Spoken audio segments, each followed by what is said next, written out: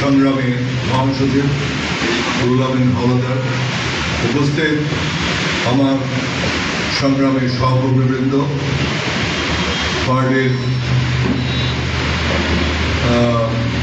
নেতৃবৃন্দ, কর্মীবৃন্দ এবং বিশেষ করে প্রিন্ট মিডিয়া এবং ইলেকট্রনিক মিডিয়ার সদস্যবৃন্দ, সকলে আমার সালাম গ্রহণ করি।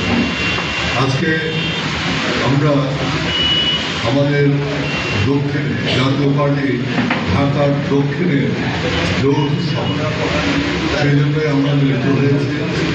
আমরা আগামী নির্বাচনকে কেন্দ্র করে আমাদের পার্টিকে আমরা নতুন করে সাজাতে চাচ্ছি। মানুষ নির্বাচন চাচ্ছে, আমরাও নির্বাচন চাই। তাদের যারা দূর দূরান্ত থেকে আমাদের পার্টির দক্ষিণের যারা নেতৃবৃন্দ এসছেন তাদের কথা আমরা শুনি। তার আগে আমি কয়েকটি কথা বলতে চাই।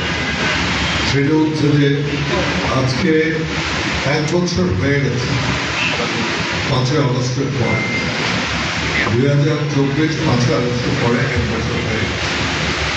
স্বাভাবিকভাবে আমরা আশা করেছিলাম এর আগেই একটা স্থিতিশীল অবস্থা আমরা পাব। যেই সব সংস্কারের কথা বলছেন সেই সব সংস্কার হবে এবং আমরা একটা সুন্দর নির্বাচনে যাব। যে নির্বাচনটা হবে নিরপেক্ষ, গ্রহণযোগ্য এবং স্বচ্ছ। আমরা এতদিন বলে এসেছি যে 5ই আগস্ট হয়েছে, তার কারণ হচ্ছে যে আগের নির্বাচনগুলো স্বচ্ছ হয়নি, গ্রহণযোগ্য হয়নি, নিরপেক্ষ। সুতরাং স্বাভাবিকভাবে আমরা সকলে আশা করেছিলাম একটি সুন্দর নির্বাচনের দিকে আমরা এগিয়ে যাব। আমাদের অর্থনৈতিক স্থিতিশীলতা ফিরে আসবে, আইন শৃঙ্খলা স্থিতিশীলতা ফিরে আসবে। কিন্তু দুঃখের সাথে আজকে বলতে হচ্ছে যে কোনোটারই আমরা কোনো লক্ষণ দেখছি। সরকার এক এক সময় এক এক কথা বলছে, তারা ফেব্রুয়ারি নির্বাচন দেবেন একদিকে যেমন বলছেন, আরেকদিকে আমরা শুনতে পাই যে বিচার প্রক্রিয়া শেষ না হওয়া পর্যন্ত, সংস্কার শেষ না হওয়া পর্যন্ত নির্বাচন হবে না। আমার সরকার প্রধান এই কথাও বলেছেন, বৈধ নির্বাচন যদি দেওয়া না যায় তাহলে নির্বাচন দেওয়ার কোনো অর্থ হয় না। সুতরাং এই জিনিস থেকে আমাদের বেরিয়ে আসে, এইভাবে সময় ক্ষেপণ করা যাবে না। এতে দেশের অসম্ভব ক্ষতি হচ্ছে, বিশেষ করে অর্থনীতি আস্তে স্থবির হয়ে যাচ্ছে।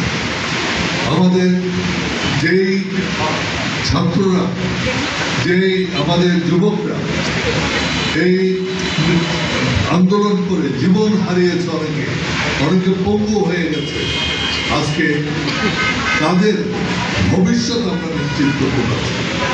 আমাদের যে চাকরির বন্দোবস্ত করা সেটা আমরা করতে পারছি। জিনিসপত্রের দাম কিছুদিন স্থিতিশীল হয়েছিল, এখন আমরা আবার দেখছি জিনিসপত্রের দাম ঊর্ধ্বমুখী হয়ে গেছে। যাকেই জিজ্ঞাসা করবে সে বলছে তার সংসার সে চালাতে পারছে। আমি বুঝি না কেন সরকার এই কথাগুলো বলছে। আমরা যখনই পত্রিকা খুলি তখন আইটেম হচ্ছে একটা, যে সংস্কার কি হবে, কে কার পক্ষে আছে, কোন সংস্কারের বিপক্ষে। তারপর হচ্ছে নির্বাচন কখন হবে, নির্বাচন হবে কিনা এবং সেই নির্বাচন কিভাবে হবে, এই আলোচনা দেব। কিন্তু সাথে সাথে যে আলোচনাটা সবচেয়ে বেশি দরকার ছিল যে আমার অর্থনীতি কিভাবে আমি চাঙ্গা করব। এই অর্থনৈতিক চাঙ্গা কিভাবে আমি করছি, কিভাবে আমার ব্যাংকিং সেক্টরটাকে শক্তিশালী করবো, এগুলো নিয়ে কিন্তু কোনো আলোচনা নেই। আমাদের আইন শৃঙ্খলা কিভাবে আমরা শক্তিশালী করবো, আইন শৃঙ্খলার কিভাবে স্থিতিশীলতা আসবে, এগুলো নিয়ে কোনো আলোচনা নেই। এবং নির্বাচন করতে হলে যে লেভেল প্লেইং ফিল্ড করতে হবে, সেটা কিভাবে করবো, কেমন ভাবে করবো, সেটা করতে হবে। আজকে আপনি নির্বাচনের কথা বলছেন, আজ পর্যন্ত তো কেউ এই নিশ্চয়তা দিতে পারবে না যে একজন লোক তার ভোট দিতে পারবে, সেই নিশ্চয়তা এখনো কি সরকার করতে পেরেছে? আমরা কি আগের মতো নির্বাচন করতে চাই? আমার প্রশ্ন সরকারের কাছে, আমার এই প্রশ্ন, যেহেন একটা নির্বাচনকে আমরা করে দিয়ে চলে যেতে চাই, তাহলে লাভটা কি?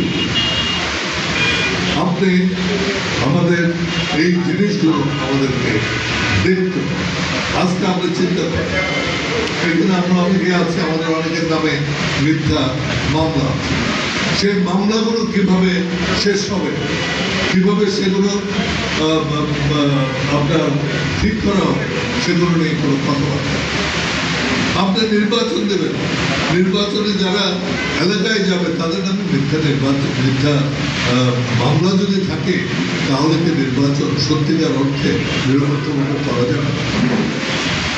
আপনি আইন করেছেন, ক্রিমিনাল প্রসিডিওর অ্যাক্ট আপনি বদলিয়েছেন, যে কি একটা তদন্ত করে